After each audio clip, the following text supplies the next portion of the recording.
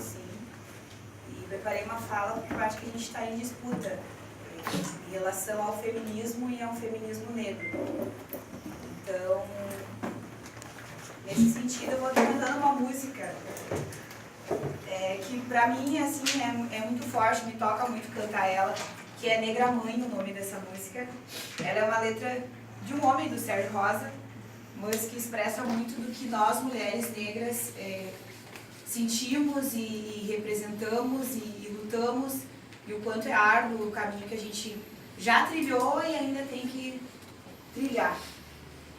E diz assim: essa negra mãe não desanima, negra mulher, negra menina, guerreira cangacê, subiu na vida, é bravura que me fascina, negra da cor mãe África, que leva o amor estampado na face. Eu sou mulher de 1000 orações, negra que supera em todas as estações, tombando e vencendo as situações, vivendo de amor múltiplos corações. Já briguei, negrejei, luto com dor, luto com todo amor. O meu povo, a minha raça, e no combate vencemos qualquer desgraça. Esse é meu povo, povo negro, que já sofreu, mas no caminho das pedras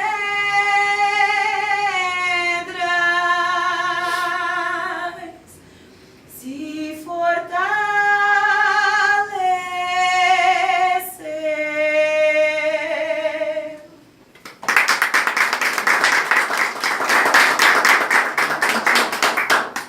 E é verdade, né? Como bem disse a Antelina, a gente é resistência, a gente é resiliência. E nessa tarde eu quero compartilhar com vocês um pouco do que eu disse que eu acho que está em disputa, que é o conceito de feminismo negro. Na verdade, fazendo uma breve apresentação, então, o meu nome é Jerusa, eu sou enfermeira de formação, estou morando em Porto Alegre, mas venho do interior do estado, da região de Santa Cruz do Sul, faço questão de frisar a região da onde eu venho, que é uma região muito forte a questão racial e da divisão de raças, né, por cor e por países, e é a Alemanha, e é isso e aquilo, enfim, né, porque na verdade isso de certa forma também ressalta a nossa resistência, a nossa luta, da onde a gente vem e pelo que a gente passou para chegar até aqui, né, a gente um dia foi semente e hoje a gente de novo volta a ser semente, né? A gente cresce, vira uma árvore, mas a gente em algum momento volta a ser semente de novo. Concordo com a Sani, que trouxe essa fala e eu acho que diz muito disso. O feminismo negro, quando a Antelina perguntou do que tu vai falar, Jerusa? Feminismo negro, a hora da revolução. E por que eu faço questão de colocar o feminismo como feminismo negro? Porque eu acho que a gente está em disputa. Se vocês observarem, na última década, vou pegar os produtos de beleza, para começar. O que o capitalismo fez com a questão racial, o que o capitalismo tem feito com a questão de tornar os nossos corpos em mercadoria é muito forte. Então não é de qualquer feminismo que a gente está falando. Não é simplesmente o que muitas vezes a mídia tenta impor pra gente, né? Na verdade, de tornar os nossos corpos em mercadoria. Mas é um feminismo negro que diz respeito à vida das mulheres negras, do quanto elas batalham no seu dia a dia. Então, na verdade, trazendo um pouco do que seria esse feminismo negro. Em primeiro lugar, não é um feminismo contra as brancas. Apesar de, historicamente, o feminismo... E aí a gente faz um resgate histórico, né?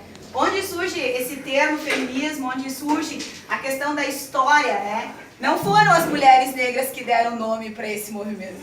E onde é que estavam as mulheres negras? A gente já trabalhava há muito tempo quando as brancas estavam lutando para ter direitos iguais. A gente já tinha os nossos corpos explorados sexualmente há muito tempo, quando as brancas estavam rasgando o seu sutiã e queimando em praça pública. Então, na verdade, muitas coisas que a gente já estava vivenciando, do ponto de vista da opressão que representa, né, a questão do machismo para a sociedade, enquanto as brancas estavam lutando, nós, mulheres negras, já ocupávamos um lugar protagonista nessa luta, que foi invisibilizado. Só que é importante ressaltar que o feminismo negro, ele não é contra as brancas, mas ele é para ser um resgate revolucionário da nossa história e do nosso papel na história que por muito tempo ficou invisível. Então, na verdade, o feminismo negro ele tem que partir desse pressuposto. Ele não pode ser simplesmente produtos de beleza para mulheres negras para o mercado ganhar dinheiro. Ele tem que ser um feminismo que transforme a vida das mulheres negras. Ele também é o resgate da nossa própria história e ancestralidade, do ponto de vista que quando a gente começa a ter pesquisas, quando a gente começa a ter trabalhos, quando a gente começa a trazer esses dados à tona, a gente começa a resgatar muitas coisas que estavam escondidas, muitas coisas que foram tampadas, muitas coisas que as nossas jovens nunca ouviram falar em relação às mulheres negras. E por isso a importância de ter um feminismo negro. Porque sim, muito legal a gente ter um 8 de março, que a gente fale das trabalhadoras, né, as francesas, as americanas, de todo o planeta, menos da África. Que a gente não fala da beleza das mulheres negras, da luta das mulheres negras, do que foi a diáspora aqui no nosso país, por exemplo, em relação à luta das mulheres negras. Então a gente precisa resgatar esse feminismo, um feminismo que tem a nossa cor, um feminismo que tem a nossa cara, um feminismo que de fato a gente se sinta representada. Eu faço parte da Marcha Mundial das Mulheres, fiz questão de vir com a camiseta, mas ele falava de um feminismo branco e a gente precisa enegrecer a pauta feminista. Isso é construir um feminismo negro de verdade. Eu não quero um feminismo que faça toda uma luta anti o machismo e contra o patriarcado, mas que não faça o debate da luta antirracista. Eu preciso de um feminismo que contemple a integralidade da nossa luta. Eu preciso de um feminismo que dê conta das nossas pautas.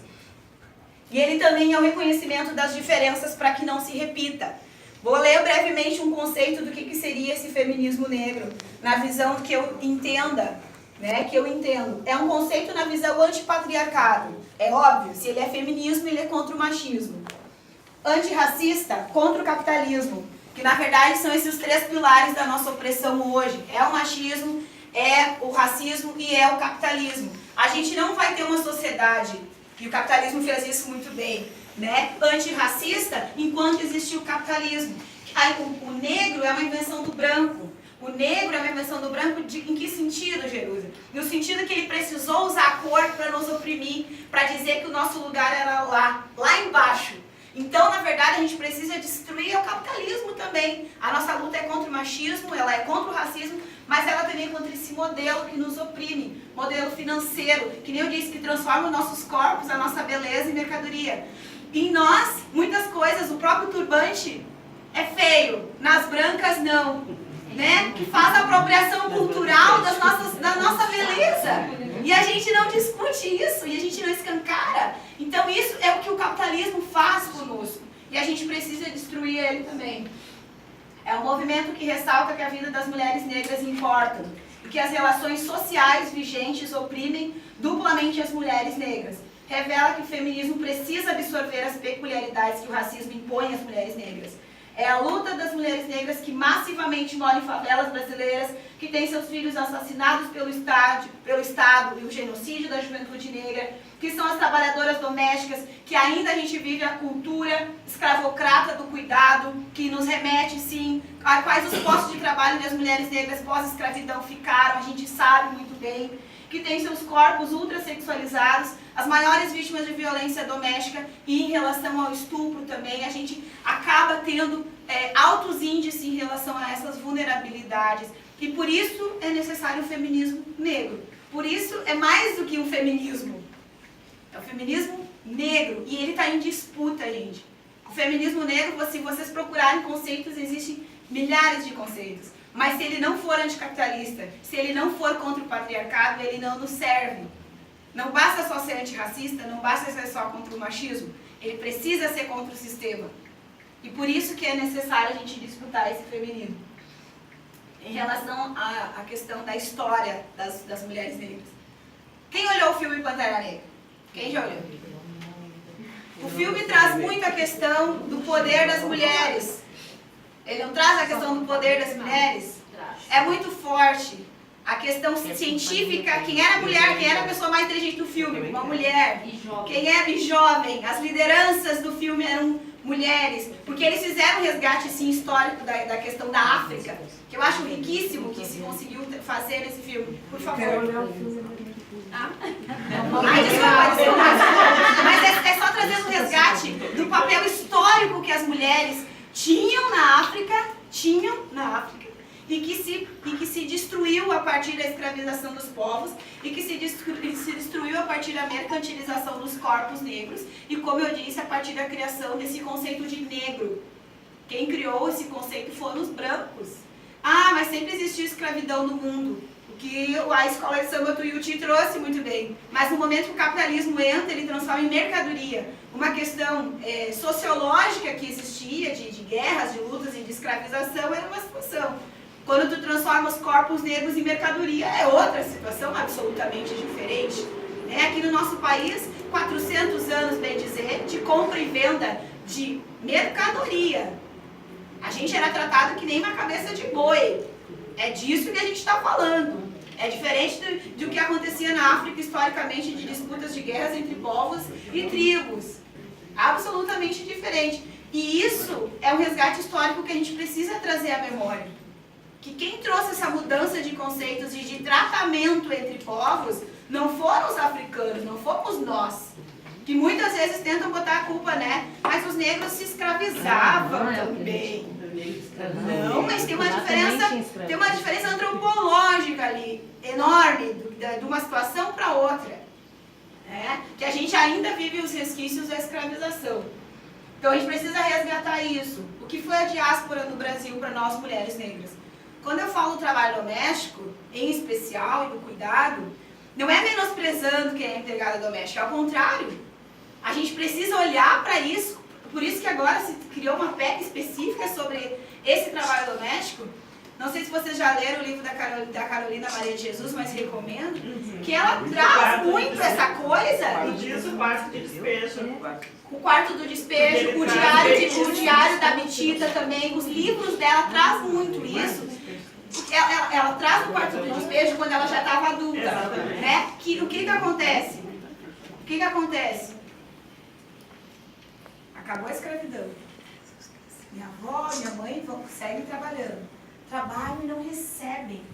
Você receber, tu já comeu? Já tomou água? Já... Era essa a relação que se tinha. Por que a PEC das domésticas incomoda tanto, gente? Mas tu mora aqui, tu dorme aqui, tu usa minha luz, tu usa minha água, tu come da minha comida. Se precisou, século XXI, criar uma lei que desse conta de mostrar que o trabalho doméstico não era trabalho escravo. Entende? Então, assim, a gente, depois da diáspora, a gente precisar disso. Por quê? Porque a cultura escravocrata vigente, a gente ainda vive a cultura escravocrata, gente. Não é a questão de ter o escravo, a lei da escravização de povos. É a forma de tratamento dos brancos com os pretos. Quando eu falo da questão de que tem que ter um feminismo negro que olha as peculiaridades, é porque nós, negras, mulheres negras, éramos empregadas de mulheres brancas. As brancas sofrem machismo, mas elas também oprimem as mulheres negras e homens negros. É dessa relação que a gente está falando. E a diáspora escancara isso. Não é porque tu é branca, feminista, que tu não é mais racista. E por isso que a gente precisa de um feminismo negro que dê conta dessa pauta.